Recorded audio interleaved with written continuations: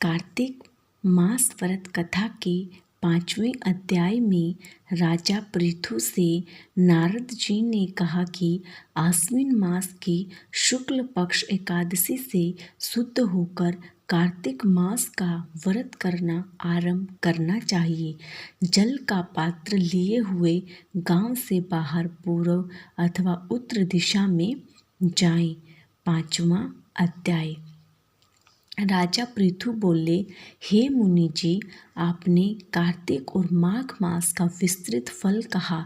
अब इसके विधिवत स्नान की विधि, नियम और उद्यापन की विधि भी आप हमसे कहिए। नारद जी ने कहा कि आप विष्णु भगवान के अंश से उत्पन्न हुए हैं, अतः यह बात आपको मालूम ही है। तथापि मैं यथोचित विधान आपसे कहता हूँ, उसे सावधान मन से सुनिए। आश्विन मास की शुक्ल पक्ष एकादशी से शुद्ध होकर कार्तिक मास का व्रत करना आरंभ करना चाहिए। इस व्रत को करने वाला सर्वदा रात्रि के चौथे पहर में उठे, जल का पात्र लिए हुए गांव से बाहर पूर्व अथवा उत्तर दिशा में जाए। हमेशा दिन में अथवा सायंकाल को कान पर जनेऊ चढ़ाकर, पृथ्वी पर तीरण को बिछाकर, सिर को कपड़े से ढक कर, फिर मुंह को यत्नपूर्वक बंद कर, थूक अथवा श्वास को रोक कर मूत्र का त्याग करें। रात्रि के समय में दक्षिण मुख बैठ कर मल मूत्र का त्याग करें। अपने लिंग को पकड़कर उठें तथा मृतिका और जल से सावधानी से धोकर दुर्गंध को नष्ट करें। तब शौच क्रिया पूर्ण करें। एक बार लिंग में, 3 बार हाथ में, फिर शीश तथा हाथ में 2-2 बार, 5 बार गुदा में और 10 बार बाएं हाथ में, दोनों हाथों में 7 बार मिट्टी लगा लगाकर अच्छी तरह जल से धोएं। यह शौच विधि गृहस्थों के लिए कही गई है। ब्रह्मचारियों को दूनी, वानप्रस्थ को तिगुनी और सन्यासियों को चौगुनी अधिक शुद्धि करनी चाहिए। जो शुद्धि की विधि दिन में कही गई है, उसे आधी शुद्धि रात में होनी चाहिए। इससे भी औंधी आतुर और इससे भी आधी विधि यात्री करनी चाहिए। शौच कर्म से रहित मनुष्य की समस्त क्रियाएं निष्फल होती हैं। जो मनुष्य मुख शुद्धि नहीं करता, उसके सब मंत्र निष्फल हो जाते हैं। अतएव दांत और जीभ को बलपूर्वक स्वच्छ करना चाहिए। हे वनस्पति, तू आयु, बल, कीर्ति, तेज, प्रभा, पशु, संपत्ति, ब्रह्म, ज्ञान, बुद्धि, विद्या हमको दे। यह मंत्र पढ़कर दातून वृक्ष से ग्रहण करें। यह मंत्र कहकर दूध वाले वृक्ष से 12 अंगुल दातून लेकर करें तथा श्राद्ध और व्रत के दिन ना करें।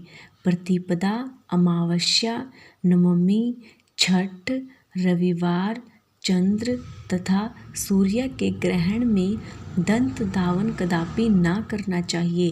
कंटीले पेड़, कपास, पीपल, रेड़ और निर्गंध वृक्षों की दातुन नहीं करें।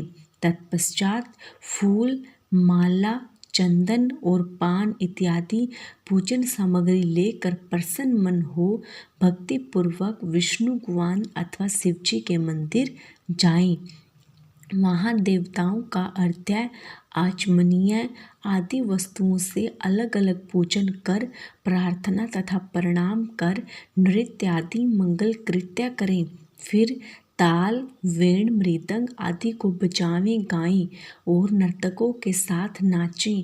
फिर माला, चंदन, तांबूलादिकों से उन गायकों का भी पूजन करें जो गा रहे हों, क्योंकि देवस्थान में गाने वाले में साक्षात विष्णु भगवान की मूर्ति हो।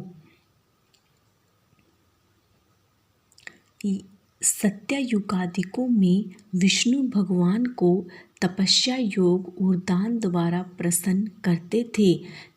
किन कलयुग में अनुराग सहित भगवदु गुणगान भगवान को प्रसन्न करने के लिए प्रधान माना गया है।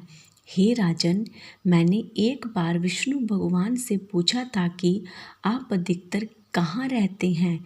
यह सुनकर विष्णु भगवान ने कहा, हे नारद, मैं बैकुंठ में अथवा योगियों के हृदय में भी नहीं रहता, अपितु जहाँ मेरे भक्त मेरा गुणगान करते हैं वहाँ मैं अवश्य रहा करता हूँ। जो प्राणी चंदन मालादिकों से हमारे भक्तों का पूजन करते हैं उससे मुझे जैसी प्रीति होती है वैसी प्रीति मेरे पूजन से भी नहीं हो सकती। जो मूर्ख पुराणों की कथा तथा मेरे भक्तों का कीर्तन सुनकर उनकी निंदा करते हैं वे मेरे शत्रु सदृश हैं। शीरीष, धतूरा, केगिरीजा, चमेली, केसर, कंधार, मदार तथा कनेर के फूल और अक्षतों से विष्णु भगवान की पूजा नहीं करनी चाहिए। अड़हल, कंद, शीरीष, जूही, मालती, केवड़ा के पुष्पों से शिवजी का पूजन नहीं करना चाहिए।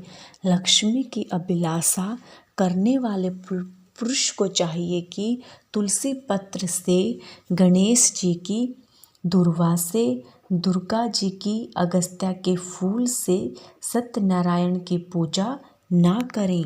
जिन देवताओं के लिए पूजा में जो फूल निर्दिष्ट हैं उन्हीं से उनका पूजन करें। इस प्रकार पूजन समाप्ति के पश्चात देवादिदेव विष्णु भगवान से क्षमा याचना करें। हे सुरेश्वर, हे देव, मेरे पास न मंत्र है और न क्रिया, भक्ति से भी मैं हीन हूँ। जो कुछ भी आपकी पूजा मैंने की है आप हमारे उस पूजा को पूर्ण करें। इतना करने के बाद परिक्रमा करके दंडवत प्रणाम कर पुनः अक्षमा प्रार्थना करके गायन कीर्तन आदि करना चाहिए। जो मनुष्य शिव और विष्णु भगवान की विधि पूर्वक कार्तिक मास की रात्रि में पूजा करते हैं वे पवित्रात्मा होकर अपने पूर्व पुरुषों के साथ विष्णु लोक को जाते हैं। 5वां अध्याय समाप्त।